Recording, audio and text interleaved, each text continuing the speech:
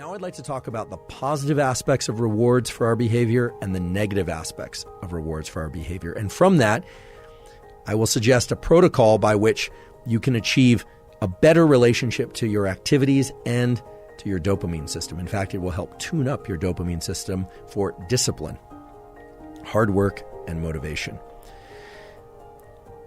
Hard work is hard.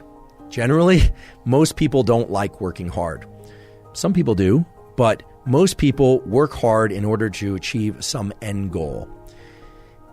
End goals are terrific and rewards are terrific, whether or not they are monetary, social, or any kind.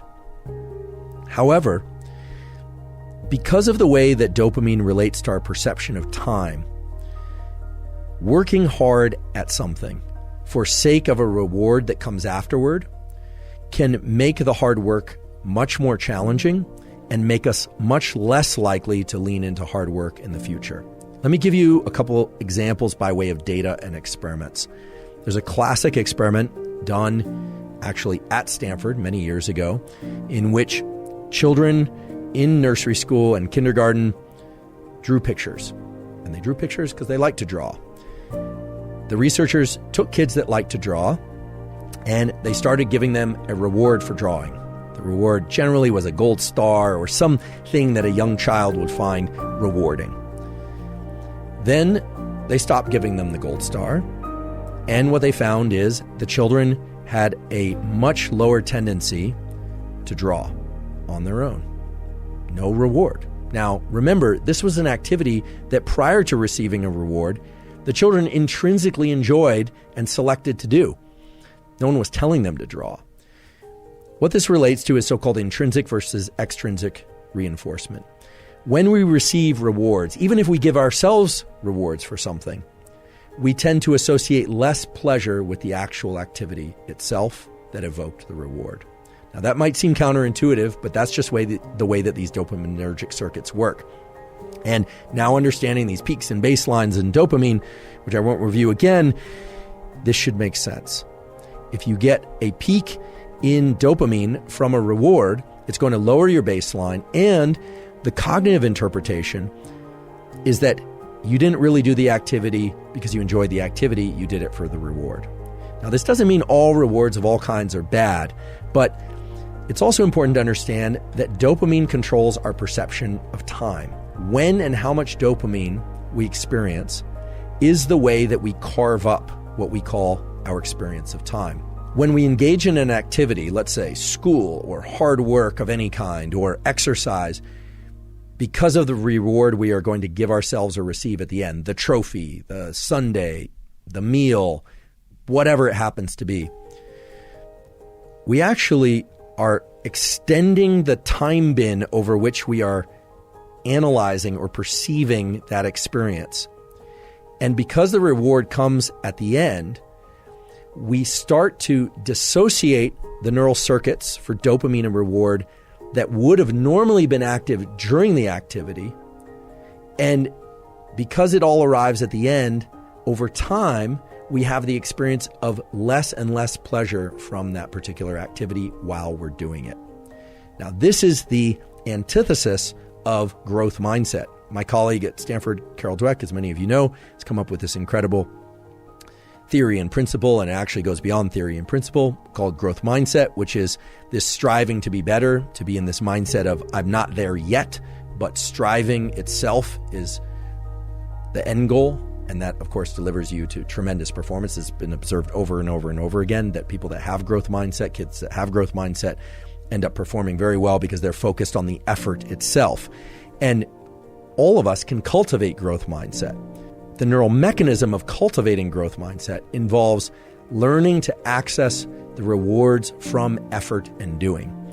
And that's hard to do because you have to engage this prefrontal component of the mesolimbic circuit. You have to tell yourself, okay, this effort is great. This effort is pleasurable, even though you might actually be in a state of physical pain from the exercise, or I can recall this from college, just feeling like I wanted to get up from my desk, but forcing myself to study, forcing myself. What you find over time is that you can start to associate a dopamine release. You can evoke dopamine release from the friction and the challenge that you happen to be in. you completely eliminate the ability to generate those circuits and the rewarding process of being able to reward friction while in effort if you are focused only on the goal that comes at the end, because of the way that dopamine marks time. So if you say, oh, I'm going to do this very hard thing, and I'm going to push and push and push and push for that end goal that comes later, not only do you enjoy the process of what you're doing less, you actually make it more painful while you're engaging in it. You make yourself less efficient at it, because if you were able to access dopamine while in effort, dopamine has all these incredible properties of increasing the amount of energy in our body and in our mind, our ability to focus by way of dopamine's conversion into epinephrine. But also, you are undermining your ability to lean back into that activity the next time. The next time you need twice as much coffee and 3 times as much loud music and 4 times as much energy drink and the social connection just to get out the door in order to do the run or to study. So what's more beneficial, in fact, can serve as a tremendous amplifier on all endeavors that you engage in, especially hard endeavors, is to not start layering in other sources of dopamine in order to get to the starting line, not layering in other sources of dopamine in order to be able to continue, but rather to subjectively start to attach the feeling of friction and effort to an internally generated reward system. And this is not meant to be vague. This is a system that exists in your mind, that exists in the minds of humans for hundreds of thousands of years, by which you're not just pursuing the things that are innately pleasurable, food, sex, warmth, water when you're thirsty, but the beauty of this mesolimbic reward pathway that I talked about earlier is that it includes the forebrain. So you can tell yourself the effort part is the good part. I know it's painful. I know this doesn't feel good, but I'm focused on this. I'm going to start to access the reward. You will find the rewards, meaning the dopamine release inside of effort, if you repeat this over and over again. And what's beautiful about it is that it starts to become reflexive for all types of effort.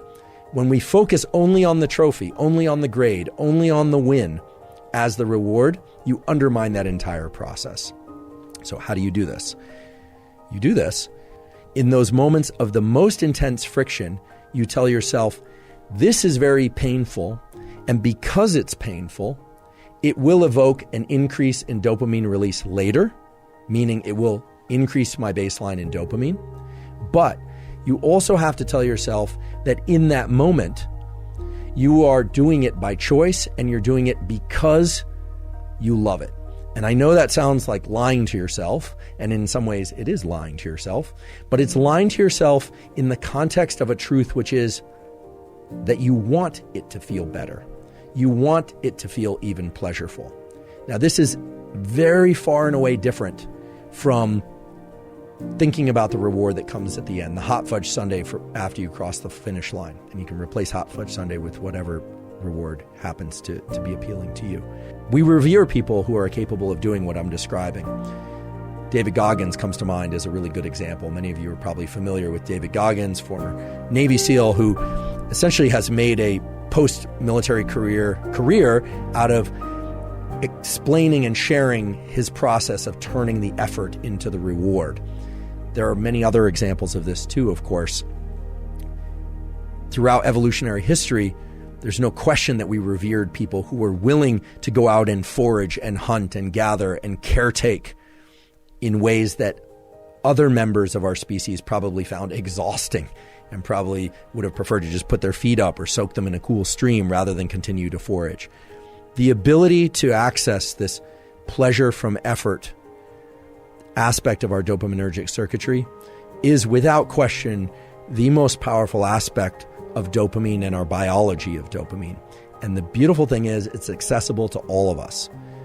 But just to highlight the things that can interfere with and prevent you from getting dopamine release from effort itself, don't spike dopamine prior to engaging in effort. And don't spike dopamine after engaging in effort. Learn to spike your dopamine from effort itself.